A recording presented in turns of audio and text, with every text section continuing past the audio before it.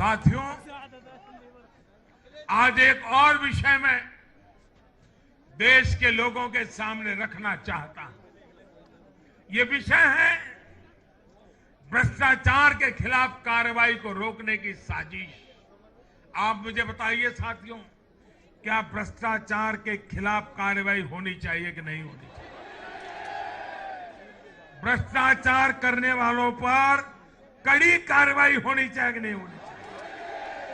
ये भ्रष्टाचार रूपी दिमाग देश में से नष्ट होनी चाहिए कि नहीं होनी चाहिए? साथियों, हमारे देश में भ्रष्टाचार के खिलाफ लोगों में, भ्रष्टाचारियों के खिलाफ, ऐसे लोगों के प्रति एक भयंकर नफरत का भाव रहता है। देश की गाढ़ी कमाई को लूटकर अपनी तिजोरी भरने की ये प्रवृत्ति कुछ लोगों की पहचान के साथ जुड़ गई है। भारतीय जनता पार्टी 2014 में एक ईमानदार सरकार का वायदा करके चुनाव जीती थी और हमारी ईमानदारी को देखकर 2019 में जनता ने हमें और ज्यादा आशीर्वाद दिया।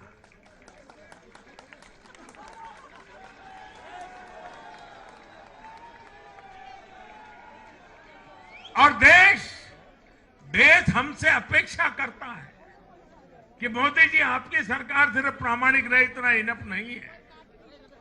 आप ही हैं, आप ही की सरकार है जो भ्रष्टाचारियों को सजा कर सकती है, उन पर कठोर से कठोर कार्रवाई कर सकती है। मुझे बताइए, जनता की इस अपेक्षा को मुझे पूरा करना चाहिए कि नहीं करना चाहिए? जनता की आशा आकांक्षा के लिए सरकार ने जिम्मेवार व्यवहार करना चाहिए कि नहीं करना चाहिए? लेकिन आज हम देख रहे हैं जो निष्पक्ष संस्थाएं, जो पूरी तरह इंडिपेंडेंट है, वे अगर भ्रष्टाचार के खिलाफ कार्रवाई करते हैं तो ये लोग और उनका पूरा इकोसिस्टम अब भ्रष्टाचारियों की रक्षा करने के लिए, उन संस्थाओं को बदनाम करने के लिए मैदान में आ गए हैं।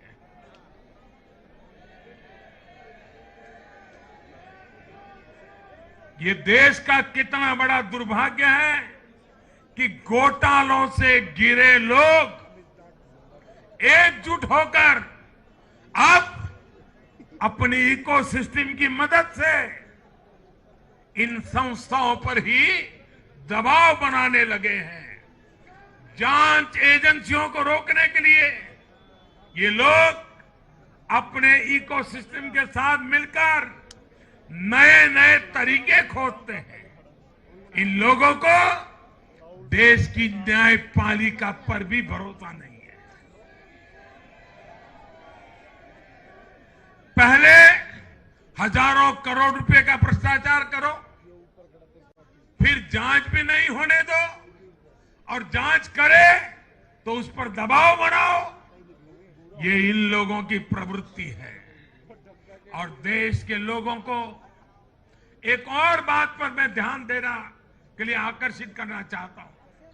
ये लोग किसी भ्रष्टाचारी पर कार्रवाई होते ही उसे धर्म का रंग देते हैं, प्रदेश का रंग दे देते हैं, जाति का रंग देने लगते हैं। ये नए तौर तरीके शुरू हुए हैं।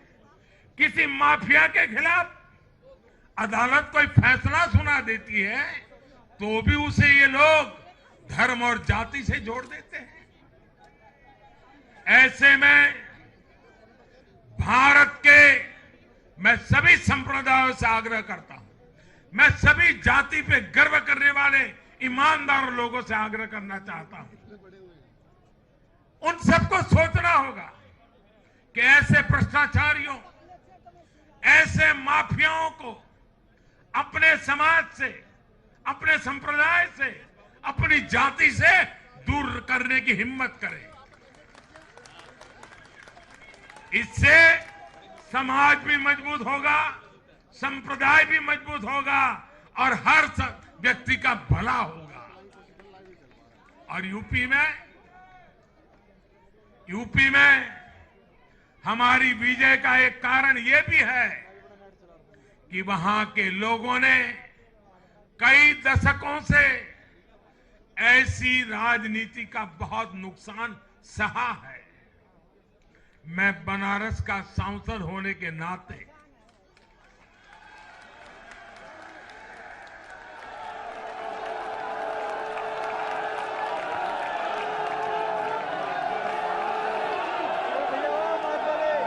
यूपी के लोगों के प्यार और आशीर्वाद ने मुझे भी यूपी वाला बना दिया।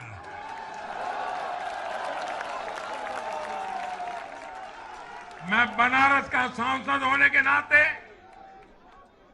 मेरे अनुभव से कह सकता हूं, यूपी के लोग ये बात समझ चुके हैं कि जाति को बदनाम करने वालों से, संप्रदाय को बदनाम करने वालों से अब दूर रहना है और राज्य के विकास को ही सर्वोच्च प्राथमिकता देनी है।